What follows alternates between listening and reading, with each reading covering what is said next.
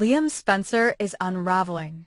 With every passing day, the pressure he's buried for months creeps closer to the surface. On the outside, he's still wearing the same polished smile, the same cool charm that's kept him bouncing between Hope and Steffi for years. But inside, something is breaking. Something deep. Something irreversible. The core of his torment is simple. He's lost. Lost his confidence, lost his sense of control, and most painfully, lost Steffi. He watches from a distance as Steffi leans into her marriage with Finn, the dependable, calm, heroic doctor who never seems to falter. Liam sees it every time they appear in public, how Steffi's eyes soften around Finn, how the man holds her hand with quiet strength. It's a mirror held up to every one of Liam's failings. He wasn't enough. He didn't protect her. He couldn't keep her.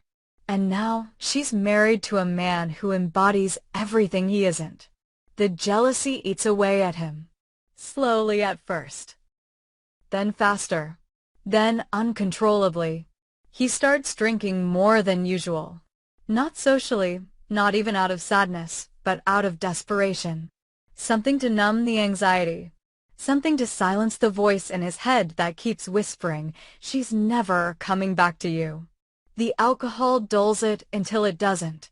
He turns to something stronger. Pills. Stimulants.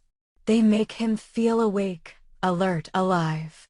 For a moment, he feels like he's back in control. But then come the hallucinations. He sees Steffi where she isn't. Hears her voice when she hasn't spoken. Imagines her laughing in Finn's arms. Imagines her whispering about him, mocking him, pitying him. He becomes convinced that Steffi is plotting something.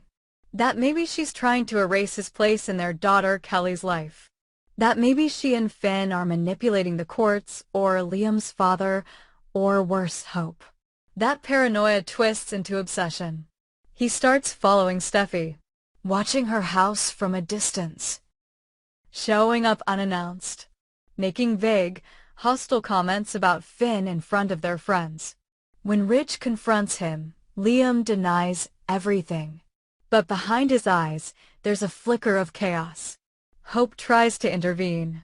She sees the change in Liam, the mood swings, the erratic behavior, the late nights, the shaking hands. At first, she thinks it's grief. Then stress. Then something darker. She tries to talk to him, to pull him back, to remind him of who he is. But Liam doesn't want to be reminded. He's tired of being the good guy who finishes last. He's tired of always choosing what's right and getting left behind. For the first time, Liam doesn't want to be the hero. He wants to feel something, even if it destroys him. And then Luna finds him. She appears like a shadow slipping through a crack in his reality. She knows exactly what buttons to press. She's been watching. She sees a man off balance, full of resentment, drowning in delusion, and she sees potential. Luna, already on the verge of her own collapse, sees in Liam a perfect storm. A man with access, with emotion, with motive. A man she can push.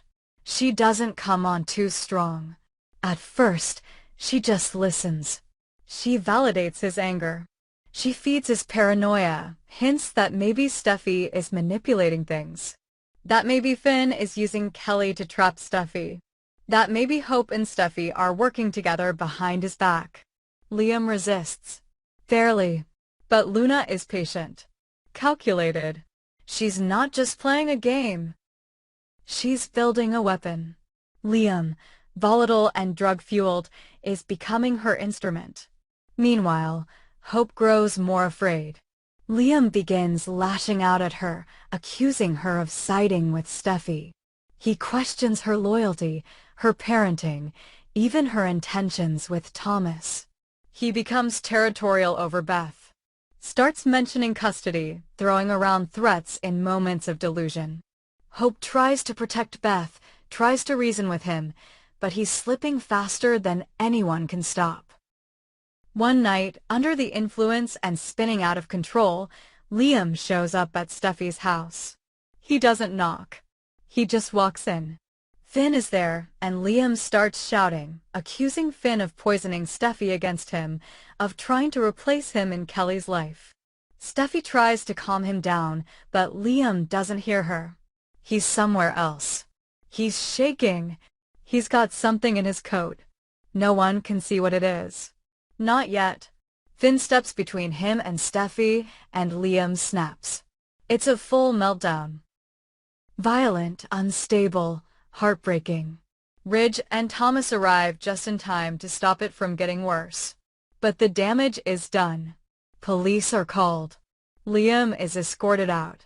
Charges are avoided thanks to the family's silence, but the truth is undeniable. Liam is a danger to himself and others. Hope breaks down. She never thought it would come to this.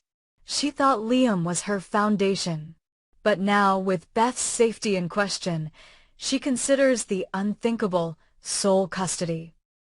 She consults Carter, who's still in the middle of his hostile CEO takeover, but even he agrees. Liam is spiraling. Fast. And Luna? She disappears for a few days after the incident, then resurfaces, calm and calculating. She begins whispering to Liam again, this time with purpose. She tells him it's not too late to reclaim control, that the Forresters deserve to fall, that Hope and Steffi have used him long enough, that if he's willing to go far enough, he can reset the entire game. Liam listens, and somewhere in the haze of rage and addiction, he begins to believe her. A plan forms, not fully coherent, not logical, but emotionally explosive. Liam starts writing notes, making lists. He thinks about confronting Hope, forcing her to admit she never really loved him. He thinks about exposing Steffi and Finn to the press. He thinks about taking Beth and disappearing. He even considers violence. Not in detail, not concretely, but the thought enters. And once it does, it doesn't leave. The countdown has begun. Hope notices his erratic texts. Steffi installs more security. Finn makes sure Kelly stays close. Ridge keeps a personal eye on Liam's movements. Everyone feels the storm building, but no one knows how or where it will break. And Luna, watching it all unfold, waits. Her fingers on the trigger. Liam, the emotional bomb she's weaponized, is almost ready to detonate. What happens next could fracture the Logan and Forrester families beyond repair. Because Liam isn't just a man in crisis anymore. He's a loaded gun. Brooke Logan has always trusted her instincts. They've guided her through decades of passion, betrayal, and boardroom battles. And now, those instincts are screaming. Something is wrong. Not just the usual chaos that swirls around the Forresters and Logans, but something darker, more dangerous. And it begins with Deacon. At first, the change is subtle. Deacon becomes more distant, distracted. He's not present in their conversations, often lost in thought, and increasingly unreachable at night. Brooke brushes it off, work stress, maybe guilt over his past with Sheila. But then the late-night phone calls start. Short, quiet, urgent. Deacon steps out to take them, his voice hushed, his face tight with something more than secrecy. Brooke starts paying attention. She follows him one evening, discreetly, staying far enough back to avoid detection. He heads to a familiar neighborhood, one that sets her nerves on edge the moment she recognizes it. Sheila Carter's building. Brooke watches from across the street as Deacon enters. He stays for hours. When he leaves, his face is pale, his jaw clenched, his whole body rigid with tension. The next night, the same thing happens. Brooke confronts him. He denies it. Says it's nothing. Old business. Unfinished conversations. Sheila needs closure. Brooke doesn't buy it, but she doesn't press further. Yet, instead, she starts digging. And what she uncovers threatens to rewrite the story not only of Luna Nozawa, but of every life tethered to hers.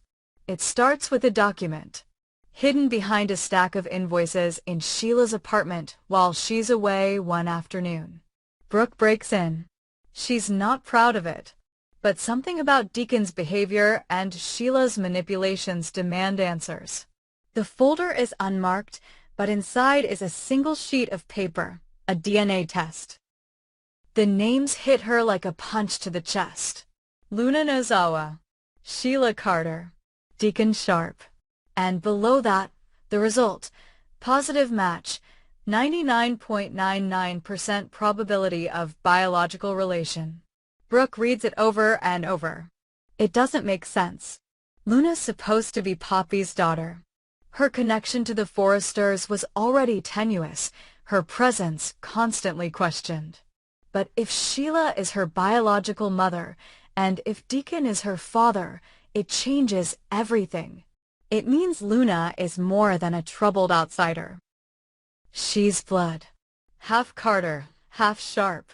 Raised by Poppy under false pretenses, possibly without either of her parents knowing the truth until recently. Brooke reels. If this gets out, Luna will be absorbed into Sheila's legacy, whether she wants it or not. Steffy, already hanging by a thread under the weight of Luna's growing instability, would be devastated. The Forresters would view Luna as a permanent threat, a continuation of the trauma Sheila inflicted on them for decades. The company could be at risk. The family could be torn apart. But there's another cost. Deacon, if Brooke reveals the truth, if she brings this document forward, she exposes not just Luna's origin but Deacon's betrayal. That he knew. That he kept this from her. That he chose Sheila's confidence over Brooke's trust. It would end everything between them. There would be no recovering from it. No forgiveness. No coming back. She weighs her options. For days, she carries the document in her purse, unable to look at Deacon without hearing Sheila's voice in her head. She watches Luna closely. The girl is unraveling. Her obsession with Steffy, her volatile outbursts, her unspoken connection to the growing violence in town, it all makes sense now. She's Sheila's daughter. And if Brooke stays silent, Steffy might pay the ultimate price. The choice crystallizes one night as Brooke watches a news report about an attempted break-in at Steffy's Cliff house. The assailant fled before being caught. No evidence left behind. But the look in Steffy's eyes during the interview says everything. She's terrified. Brooke knows what she has to do. She schedules a private meeting with Ridge and Steffy. She shows them the DNA test. Steffy's reaction is immediate, a mixture of horror and vindication. She always knew there was something off about Luna. Ridge is silent for a long time, the weight of another Sheila-related revelation pressing hard on his shoulders. Brooke is careful not to speculate. She presents the facts. But her message is clear. Luna is a danger, and this connection to Sheila only confirms it. They need to act fast. The next day, Ridge calls an emergency board meeting at Forrester Creations. Luna is quietly suspended pending a formal review of her position and background. Poppy is called in for questioning. The press catches wind. Rumors swirl. Blogs light up with headlines. Sheila Carter's secret daughter? Forrester in turn tied to notorious criminal? Brooke watches it all unfold with quiet devastation. Deacon finds out quickly. He storms into her house, the betrayal raw on his face. He accuses her of invading his privacy, of destroying Luna's life, of humiliating him publicly. Brooke tries to explain. She pleads that it was about protecting Steffy, about safeguarding the family, about stopping another cycle of violence before it begins. But Deacon doesn't care. "You didn't come to me," he says. "You went behind my back, just like everyone else." He walks out, and this time, Brooke knows he's not coming back. Luna, meanwhile, becomes the center of a media circus. Paparazzi swarm her apartment. She's labeled dangerous, unstable, criminal by association. Her relationship with Bill Spencer evaporates. Her mother can't protect her. Even Sheila distances herself, publicly at least, claiming she had no knowledge of Luna's birth and casting blame on Poppy. Alone and rejected, Luna spirals further. What Brooke feared might happen begins to accelerate. Luna goes silent. She stops responding to messages. She vanishes from public view. Police receive tips about a woman matching her description purchasing a weapon. Steffy moves her family to a safe house. Ridge assigns private security to all Forrester properties. Brooke can't sleep. Every night, she wonders if she made the right call. If she saved a life, or started a war. Deacon, now estranged from both Brooke and Hope, disappears for days at a time. When he finally resurfaces, he's changed. Hardened. He doesn't return Brooke's calls. Doesn't speak to Luna. Doesn't defend himself to the press. It's as if the revelation broke something in him, something even he didn't expect. Hope, caught in the middle, distances herself from everyone. She doesn't trust her father.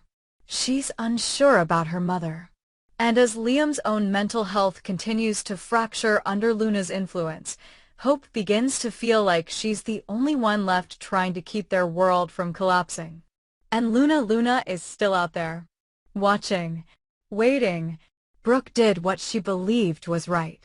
She sacrificed her happiness, her relationship, her peace of mind for the safety of the people she loves. But nothing is resolved. Not really. Because the truth doesn't end pain. It just exposes where it begins.